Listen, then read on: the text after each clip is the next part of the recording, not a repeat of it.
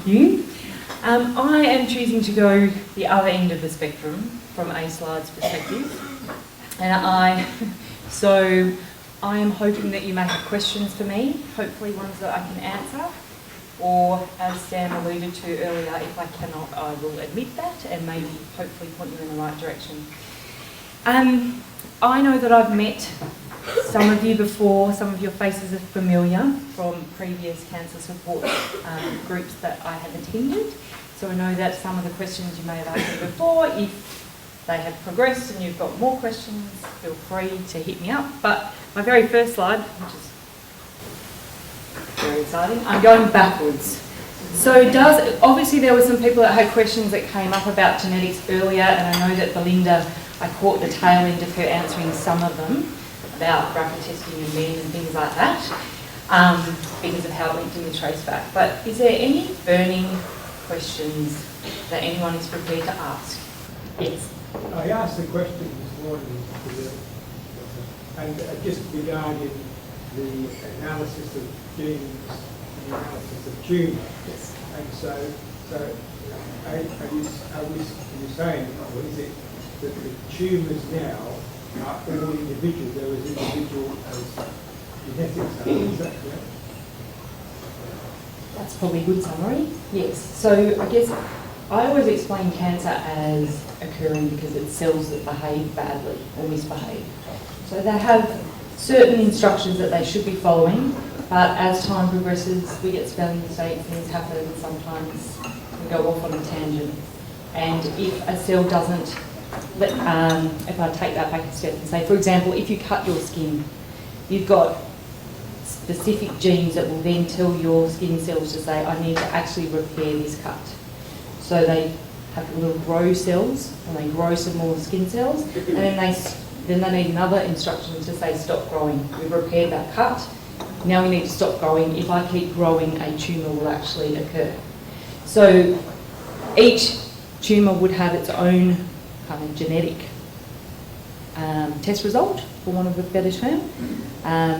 It doesn't always mean that if there's a BRCA mutation in an ovarian cancer gene, that will definitely have that in your blood. And why? I probably couldn't explain that to you.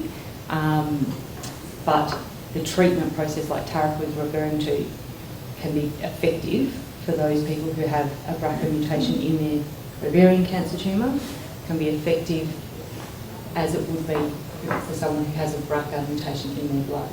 So, no. Let's see this. Yeah, I'm just trying to understand I suppose everyone's bodies are different, yep. Everyone's tumours are different, a different makeup of cells. Yep. And so, but you're using a single therapy to target those. Sometimes it works and sometimes it doesn't work. And I guess, so, sorry. I'm trying to understand why it works sometimes and why it doesn't. Yeah. And I guess the other factor that we need to consider is there are 29,999 other genes, just for rounding up purposes, other genes that you have in your body, some of which are present in the tumour, some are not.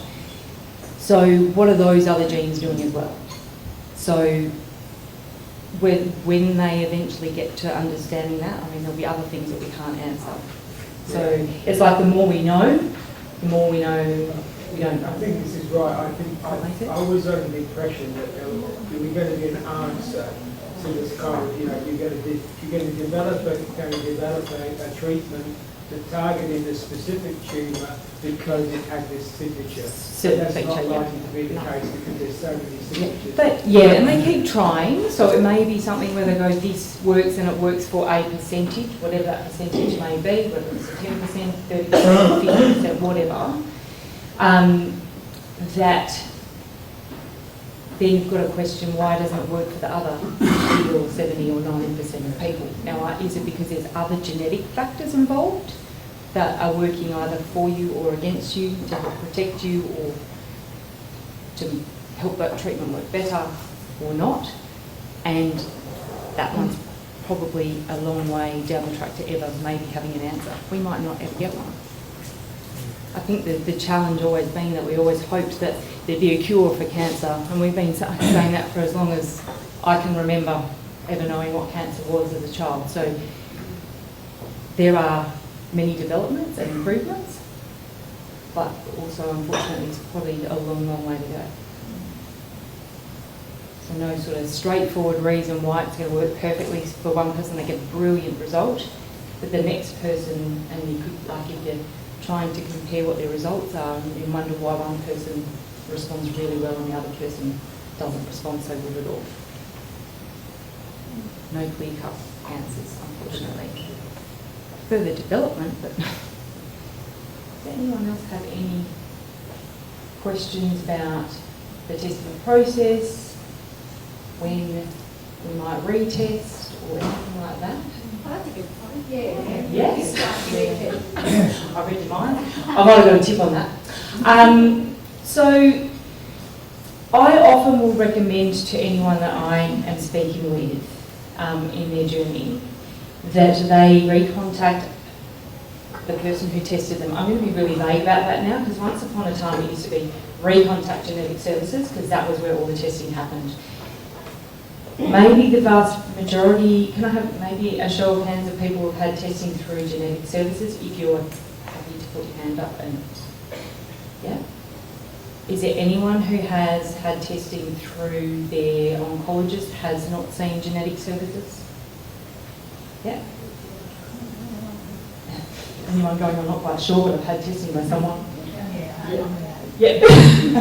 And that's okay. And I guess the thing is, if you're not sure who did your testing, for example, and you're wondering, is there any new testing that might be available for me? Because it's been a long time since I had that test, maybe technology's changed and it might, if we retest, we might find something.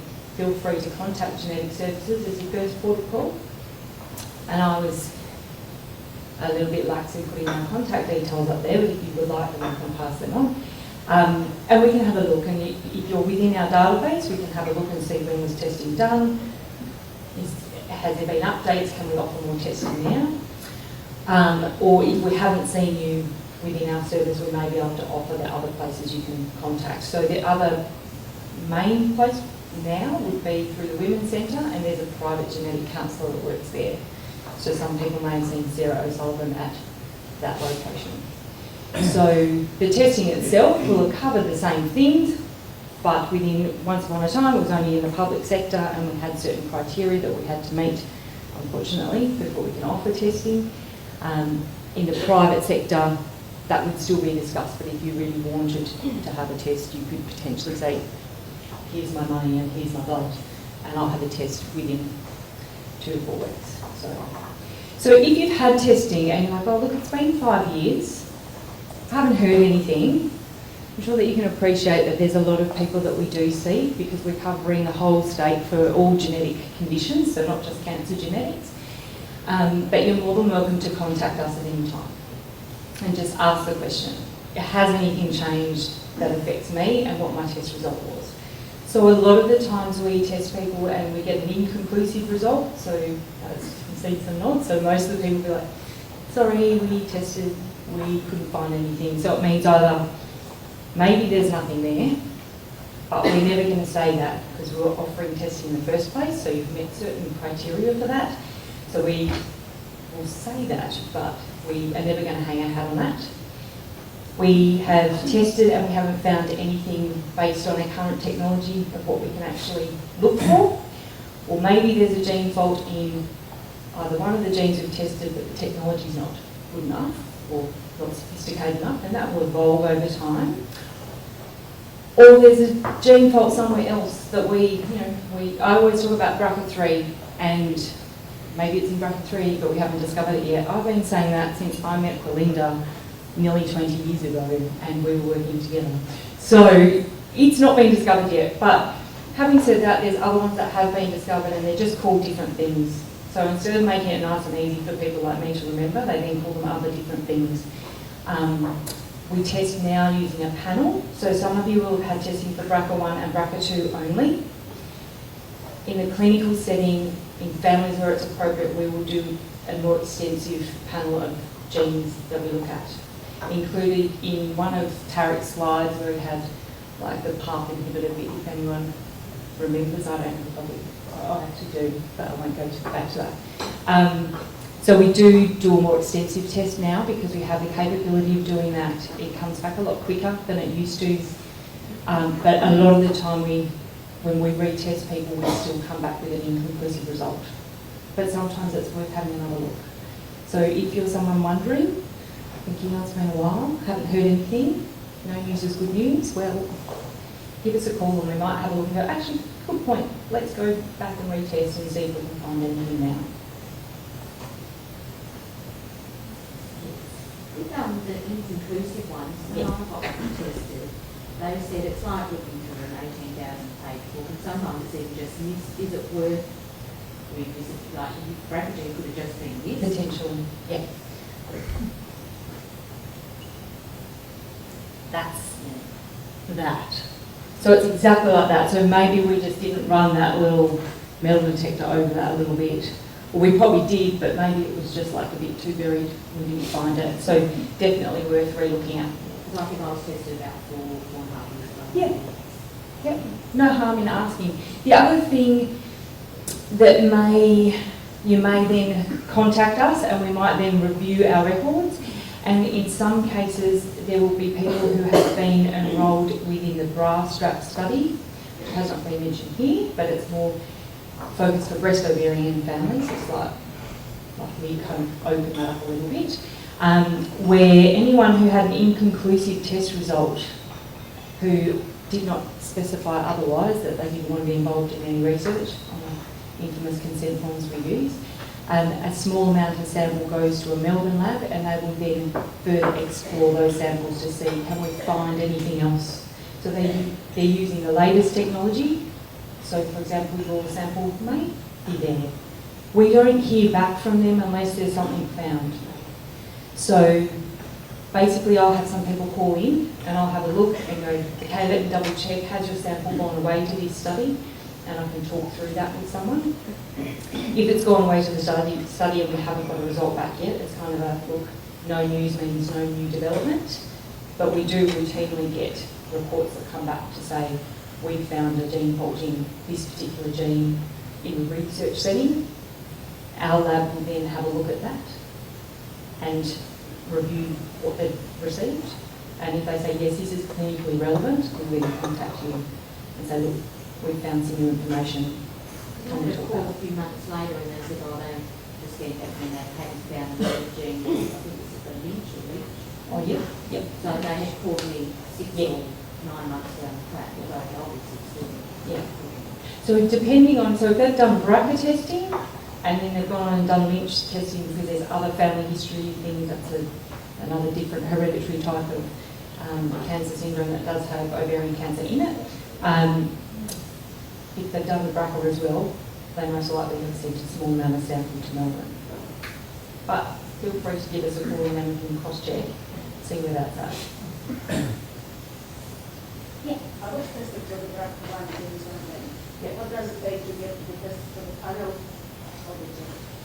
So you have BRCA1 testing only? BRCA1 and BRCA2. BRCA2, yeah, and how long ago was that? Maybe a year ago. Pretty much 12 months ago. And was that through? My oncologist was telling me. Okay, yep. So, I mean, you could ask your oncologist. Yeah.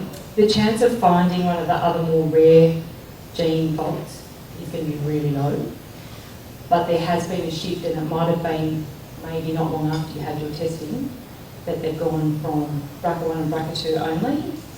I know Tarek was all for looking at things like RAD51C. There was a couple of them, and he wanted to test for all of them. What are you going to do with that? Because we don't have much information about it. So I guess the challenge, not dissimilar to Paul explaining about the CA125 testing situation and its uses. When we're doing a test, we want to know that if we find something, what does it mean? Like, is it going to help? And it's not that we want to be, like, we try to avoid being paternalistic, but it's like, well, what value does that have? So it may be worth asking your oncologist just to say, I understand they're doing a bigger panel now. Is there any chance that that can be done? And if they say no, give us a call. I can't guarantee that we'll say yes, but we can certainly talk about it. I guess that's a challenge. As we learn new things and things evolve, there's always going to be someone who's either just been on the cusp of the older testing, or you've just on the cusp of it being new test, and then you might have to wait a little bit longer before new things come out to potentially be able to test for. And again, I guess a lot of those ones that were being done by the oncologists, there's been a shift. So I'm not sure how many of you have had your testing through the oncologists or Sam Gibson. I know Sam does a lot of the consenting for what we call mainstream genetic testing. So there's been a shift from people being referred only to genetic services or the private service, because there's a time lag that happens with that. So we're processing things. We're sending out family history forms. You probably look and go, oh my God, there's more paperwork. I can't cope with the paperwork. Put it to the side. Or we're contacting people for family history, validating things, all the rest of it. There was a move in the last, I want to say 18 months, but given it's almost May, and half the year's gone, maybe it's longer than that, that we wanted to try to encourage oncologists and sometimes some surgeons to consider doing genetic testing straight away at the point of diagnosis, to try and get your information back as quickly as possible. There's been some challenges with that in terms of follow-up and how we best support people through the process, not just the clients and the patients, but the actual practitioners and their knowledge and their comfort levels with explaining genetic information. I think that's been really well received, but I guess when it goes on to, as my family history more in depth, there's a need further examination for other problems, for example, Lynch syndrome. That should come from the consent form that they fill out. Sometimes they don't have the time to take a detailed family history like we spend a lot of time to do, so I talk a lot. I was just tested recently in the last 6 weeks. Yep. And I've got to wait 2 to 3 months, but he was saying about the gene. Yep. And when I got a 3-page letter back from the genetics department in Liverpool, and there's whole lines, apart from the BRCA1 and 2, Yes. whole lines of other genes that they're looking for. Yep. And like you say, the family history, I have to send it to America, some back to England, and you go back to your maternal grandparents. And it takes time. Oh, yeah. And that's why, from the mainstreaming perspective, they were trying to do that at the point of diagnosis. And exactly my surgeon, Yeah.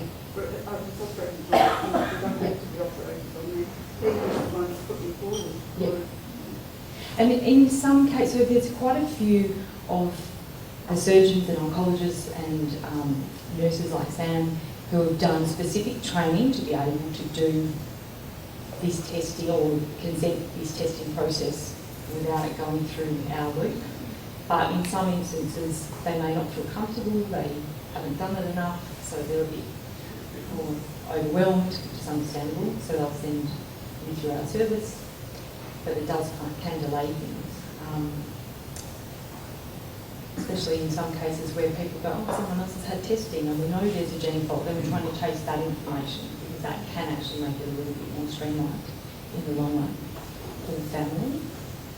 But I was just amazed. Amazing, it takes about 3 lines, doesn't it? Yeah. Yep. So what's being referred to is the panel that we currently test is BRCA1, BRCA2, given, PALB2, a specific gene fault in the ATM gene, a specific gene fault in the CHEK2 gene, and realistically, I can count on one hand in the 13 and a half years I have worked here, the number of people I've spoken to about any of the others not BRCA1, BRCA2.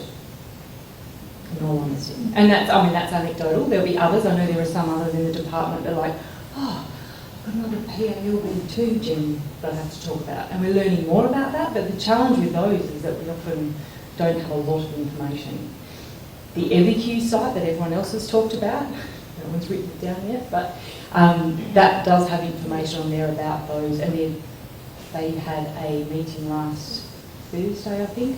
So they meet every 3 to 4 months. They've been clinical geneticists, genetic counsellors, some consumer representatives to sit down and look at the information, so it's all up to date. Changes in screening, which don't happen very often, but things like that are available there. So you're still waiting to hear for the result? I left it last week, but it's 3 pages and very detailed, and it just said that in 2 to 3 months. Did you read it all? I read it all. Well done. I can't remember it. I try to keep mine a little bit shorter than that, because I'm like, oh, who's going to want to read all of that? No one. You would like read the first bit and then the last bit, but yes, it can get quite convoluted. Sometimes it's helpful because you can go back to it at a time you're ready, but that's what we're here for as well. So at any time, if you're like, I'm confused, I don't understand, bring us up, ask. We're more than happy to have the same question asked multiple times. You know, so.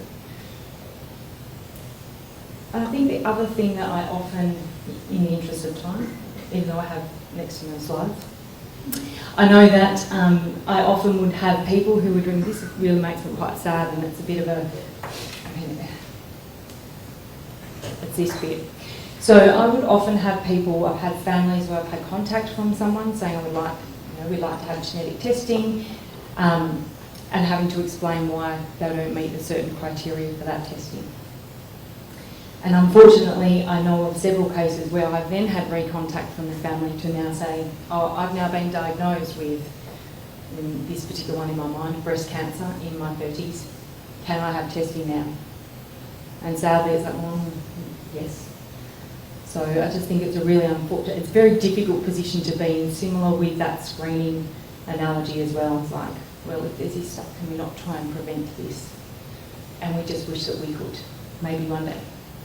But if there's no other questions, shall I give you our number? You have a pen? If you send it to me. I'll send it to Anne-Marie, she can email out to my 4 fabulous slides. So thank you very much for your time and thank you for having me. And I look forward to hearing from some of you with questions down the phone.